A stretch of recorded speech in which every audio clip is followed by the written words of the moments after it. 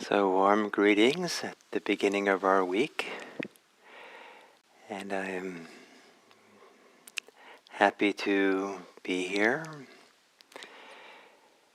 and to be able to share this wonderful practice that we have, and a practice that has been one of the most constant source of gratitude and appreciation for my adult life.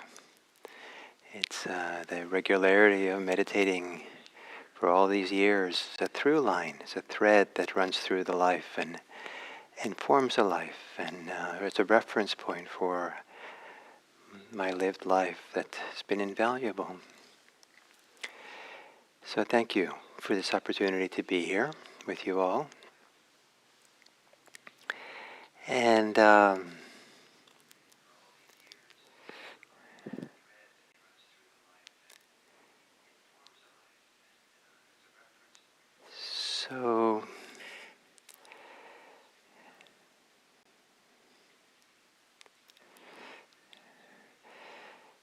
there's a famous line in the poems called the Four Quartets by T.S. Eliot that goes something like, "Teach me to care and not to care." And to orient it towards what we're doing today, teach me that I'm important and not important.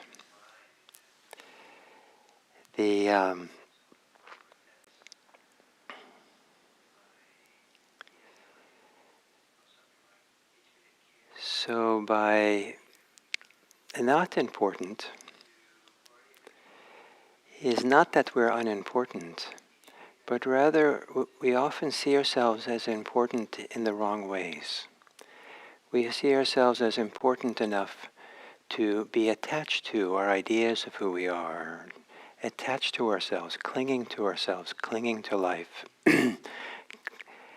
And sometimes that attachment is negative, and so sometimes we treat ourselves with less respect and care than we would our houseplants.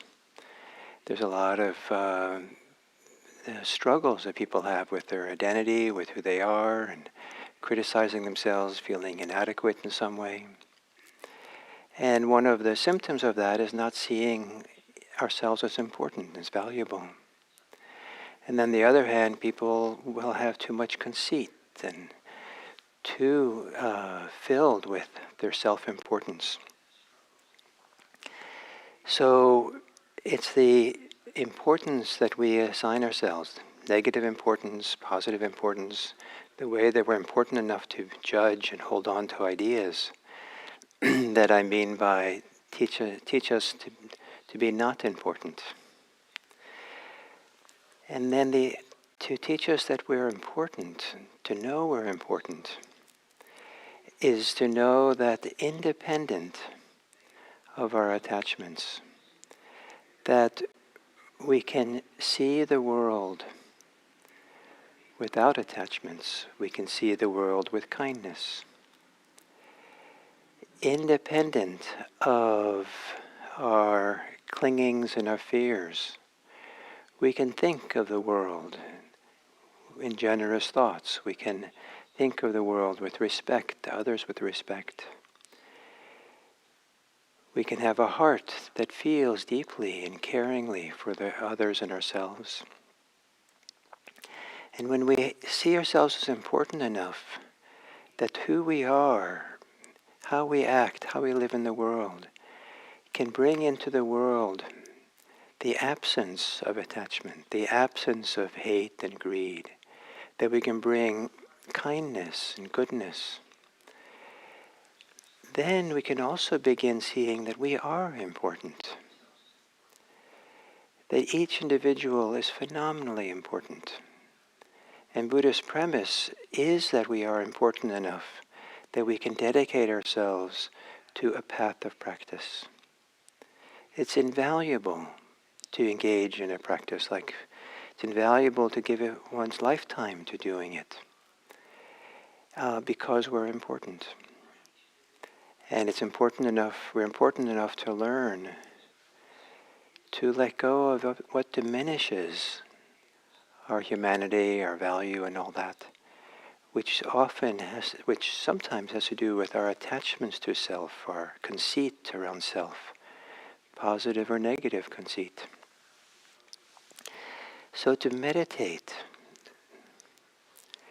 as if, or because, we are as important as any other person, important enough for our respect, important enough to meditate in a field of worthiness for this practice, with confidence. So to assume a meditation posture,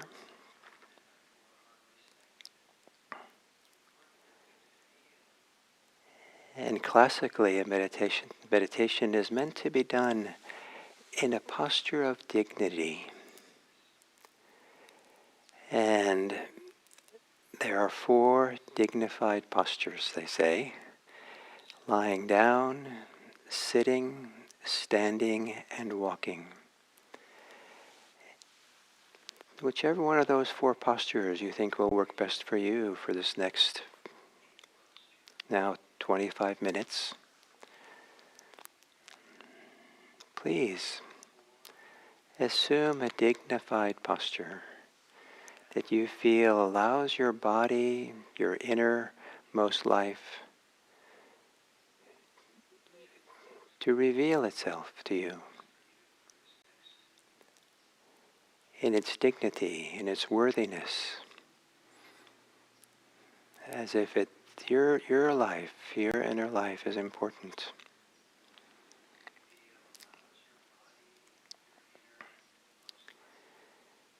Closing your eyes and gently, in a way that's right for you, take some longer, slower, deeper breaths and relax on the exhale.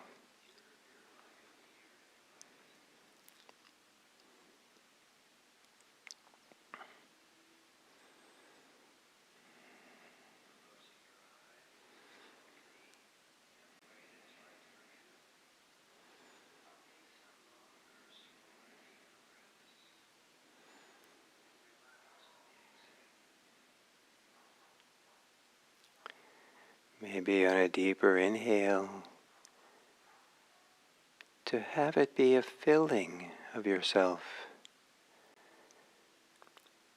with a sense of presence, value, certainty that here you are, an important person engaged in this practice.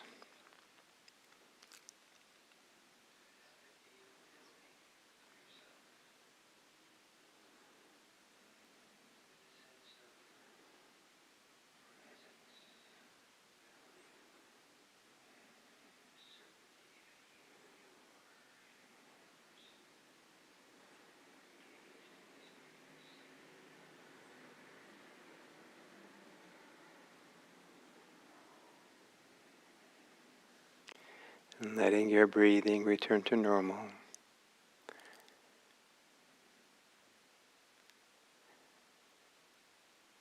And feel where in your body the inhale begins.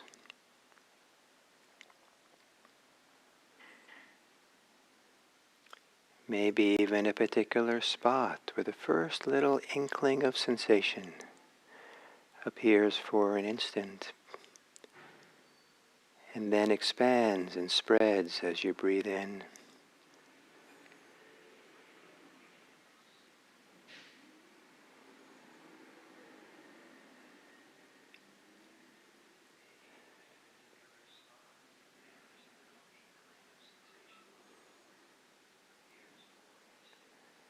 And perhaps you can allow the place where the inhale begins be a place that's free of any way in which you diminish yourself, diminish your value and importance.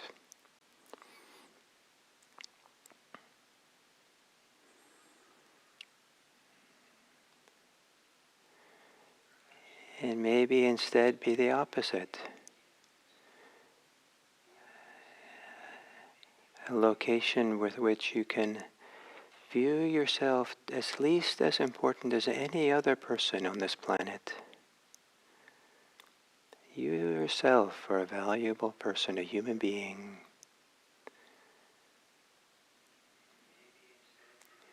And as you inhale, let that sense of dignity, value, importance grow and spread throughout your body.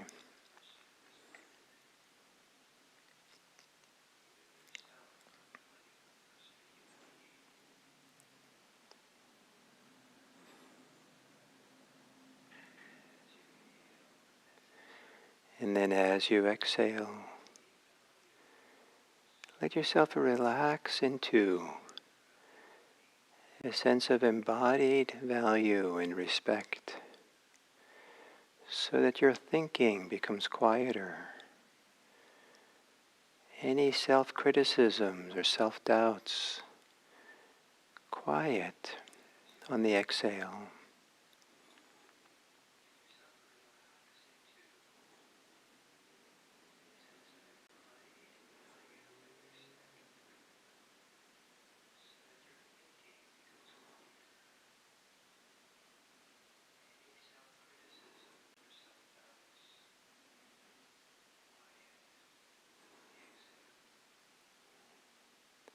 Inhaling and exhaling, be like a central, a center for all things that occur to you. A central resting place, being place, that reminds you of your own importance. Important enough to let the thinking mind become quieter and stiller. Maybe a relief from the fragmentation of discursive thought.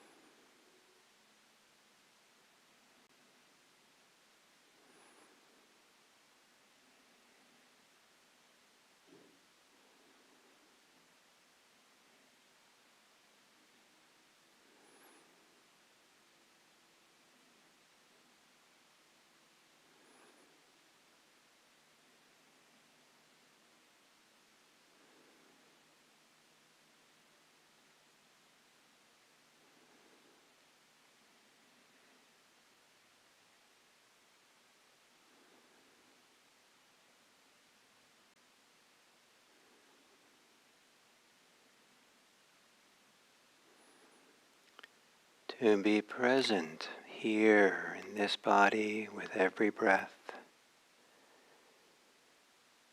as if here your lived experience now is the place in which to experience your tremendous importance, your dignity, your value.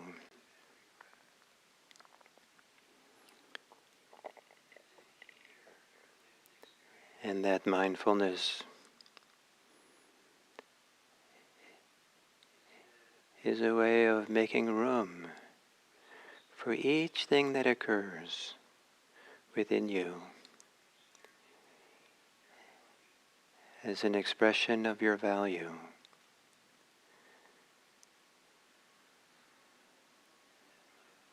That softens all the ways that we diminish ourselves, criticize ourselves.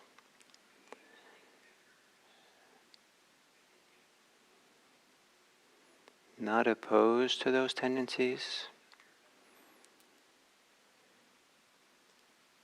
but creating the conditions that those can relax.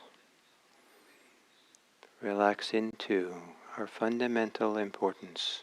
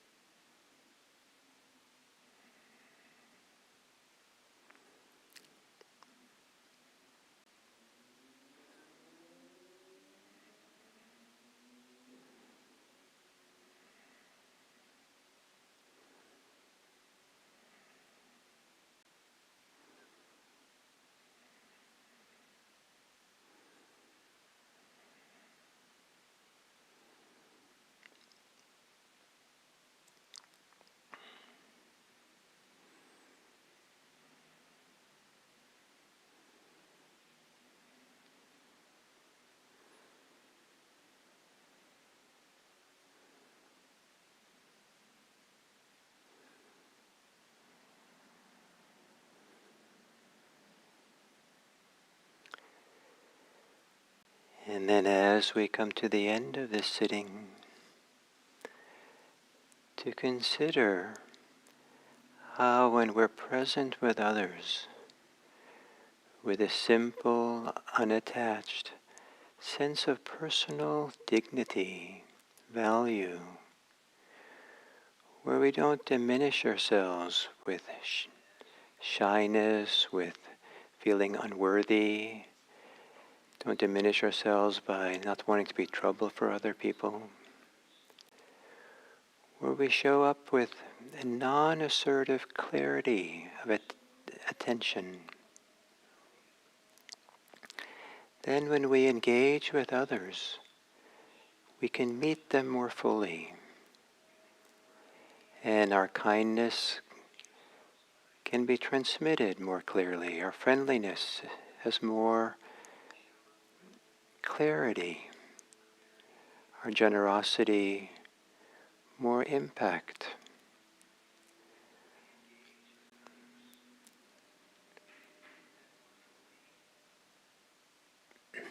Then if we diminish ourselves with half withdraw, so imagine yourself going into this world today, into your life, with a non-assertive uprightness, dignity, where part of your gift to the world is the full way in which you appear, non-assertively but non-submissively. You appear with a kind of personal dignity and value and importance, through which you can convey the dignity and value of others. The fullness of your presence for others, indication that you value them as they are, without needing to exchange or get anything from others or want them to be different. In our own dignity, our kindness can spread more widely and deeply into the world. May our personal dignity be the source of wishing others well, promoting the welfare and happiness of others. May all beings be happy. May all beings be safe. May all beings be peaceful. May all beings be free. And may our personal dignity show that that is possible.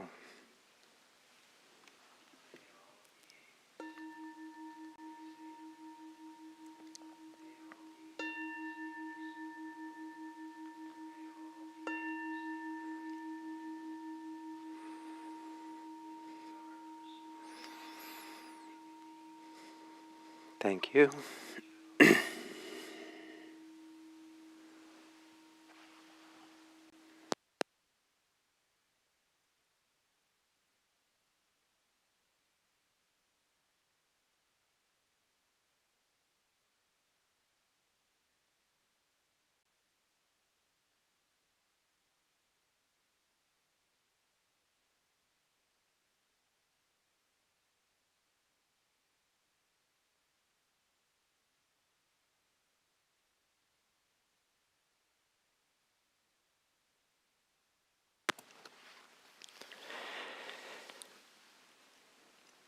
So today we're at the halfway point through the 10 reflections that are central to, can be central to the offering of spiritual care. And I like to think of it as spiritual care to oneself as much as it is to others. And to wish ourselves well, to care for ourselves in a deep way, allows us to care for others. And one of the phenomenally important roles of people who offer spiritual care to others, chaplains and clergy and monastics and Buddhist teachers, is to convey to others their dignity, their value, their importance, to be dignifiers. And what a great role it is to be able to be a dignifier of other people. I think of that as being an affirmation of others, a deep appreciation of others, to recognize what is wonderful about others. And not enough people have been seen uh, in valuable ways, have been really seen with respect and care. As we grow up, the mirroring of people who respect us and care for us is invaluable. Sometimes people, love us, or they say they love us, they think they love us, but the love is so entangled with control, with wanting us to be a certain way, with making us safe and protecting us, that there's no room for us to kind of stand on our own 2 feet and be fully ourselves in a clear and full way.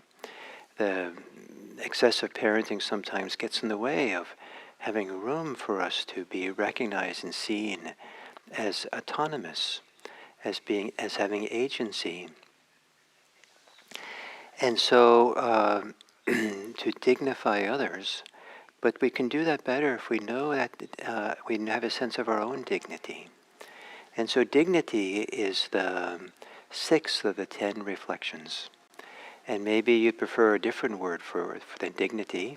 It could be worth, self-worth, self-importance. It could be respect. Maybe there's other kind of synonyms for this territory as well. I like the word respect a lot myself. That we have a deep respect for ourselves. And I say often that I like the word respect because it kind of means in Latin origins of it, to see again, to have enough valuing of others and ourselves that we give a second look. We make space to really get to know somebody, ourselves, other people, the situation. We respect it, so let's get to know it more. Respect is not the diminishing of ourselves. It's not a submissing ourselves or lowering ourselves in order to hold someone else up. Respect is with all our dignity and respect and value, importance, with that offer others respect. And maybe in a kind of American way, to see each other as equals, to meet as equals. One of the profound ways in which I was trained in Zen practice is that the relationship between a teacher and a student was supposed to grow into a time when they met. It was the meeting of Buddha and Buddha. Only in the meeting of a Buddha and Buddha is the practice comes to fulfillment. And so this the mutual respect and kind of dignity and value that was built into kind of cultivating the Zen student-teacher relationship was very impactful for me. This idea that we meet with that kind of care and love and respect as if we were mutually Buddhas meeting each other. So so in the reflection about respect and dignity, self-importance, it might be useful to begin to really understand all the ways in which we do the opposite, all the ways in which we do not maintain our dignity, we give it up, all the ways that we do not respect ourselves, so there's actually disrespect, all the ways in which we feel unworthy. Some of that is learned from the world around us, that we internalize people's projections and opinions and ideas that we're unimportant, that we have to be different. And so sometimes growing into our dignity is like a snake shedding its skin. So we have to shed all these inherited views and opinions that we received from family, our religions, our society, so that we can take a stand, we can take our seat in a full and clear and dignified way. Also, we have to understand the difference between dignity and conceit. How when we have overimportance for ourselves, that we are asserting ourselves, thinking it has to be my way, and I have to be the one who has my 15 minutes of fame, and and somehow we're projecting ourselves into the world because we want to be seen in a certain way and held up in a certain way and praised in a certain way. So both diminishing ourselves and overvaluing ourselves should be understood deeply and clearly. And so that's part of the value of mindfulness practice, that as we learn to stay in the present moment, to see the operating systems that are operating for us, not only do we see it, but we also, more importantly, we see the cost of it. We see how life gets drained from us when we diminish ourselves. We see how we fragment ourselves and stress ourselves through conceit and overdoing it for ourselves. We lose part of ourselves. And so as we begin understanding the ways in which the problems of the different forms of absence of dignity, then we can maybe begin understanding something about the middle way of a kind of dignity and respect and value that allows ourselves to really inhabit ourselves, really be here fully and clearly, without anxiety, without fear, without assertion, without diminishing ourselves or feeling unworthy. And but to do it in a simple, very peaceful way. No one has to be afraid of us. And I've met people who conventionally seem somewhat I don't know what to say that's respectful for them, but maybe I can say somewhat meek and quiet and gentle people. And the last people I would be concerned about, that they thought they were going to be overpowering for others. And somehow they live concerned that they're going to do that very thing, overpower, be too strong for people, too much for people. And I don't know what the psychological dynamics of that combination is, but I think ideally we want to have a society of strong people. And some of us could do well to develop a sense of strength, to grow up in a certain way, but not diminish ourselves for people who are gentle or maybe even difficult, meek or something, but to find a way to support them, to see them with dignity, so to help them grow, and so they also can be strong. And if we feel for ourselves that we are somehow, I don't know, too much for people, maybe that's a time for a lot of attention and study. What's really going on there? And maybe sometimes it's useful to really recruit friends and family to get feedback. How does this work for me? Am I too much? Sometimes we are. And so maybe we have something to learn. Sometimes we're not, and we have something else to learn. But to learn how we navigate in the world and the impact we have on other people, and to be mirrored by other people, to understand who we are and how we operate, so that we can find that middle way of dignity, the middle way of where we can stand upright and strong without assertion, without being overbearing and without being underbearing.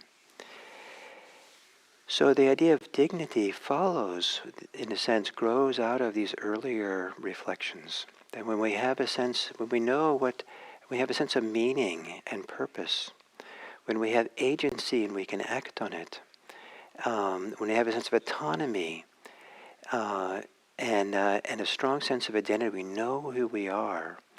All these build on each other, support each other, so that when we feel our dignity, it arises out of knowing ourselves well. It arises out of knowing a purpose, a value in our life, what's most important. And from the Buddha's point of view, we develop our dignity not because we're inherently human, as if the inherent humanity of everyone is worthy of our respect and reverence, which it might be. I don't want to say it's not, but that's not the Buddha's orientation. I think the Buddha's orientation is that our dignity is something that we live. It's how we live in the world, or how we speak, how we act, even how we think. And so that's why the earlier reflections are so important, to really have reflected on what is a meaningful way to live, what's a meaningful purpose to live, what is our ability to act and to do, rather than just sit back and rest in some kind of inherent goodness. What is the way of discovering a healthy autonomy that then allows us to grow into a kind of dignified sense of humanity that grows as we learn how to, that who we are has a lot to do with how we act, how we live our life. So we try to live our life with freedom, with generosity, with love, with compassion, with care, and then start inhabiting a fuller place here on this planet. So I hope that these words make sense and are appropriate for you. And if somehow it didn't quite work for you, I hope at least that these words, these ideas about dignity and value, is a catalyst for you to really reflect deeply for yourself how this works for you. How do you live with a healthy kind of self-importance? And how do you avoid unhealthy forms of self-importance? And how can you tap into your healthy sense of self-respect in order to support the creation of a better world for all of us, starting with the people near us? So if I was off track, it's your task to, if you'd like, to do a course correction and find how it works for you, most valuably for you. And hopefully in that process of finding that for yourself, that you have some wonderful conversations with friends and family around this topic of dignity and respect and self-importance. So thank you, and I look forward to continue this series tomorrow.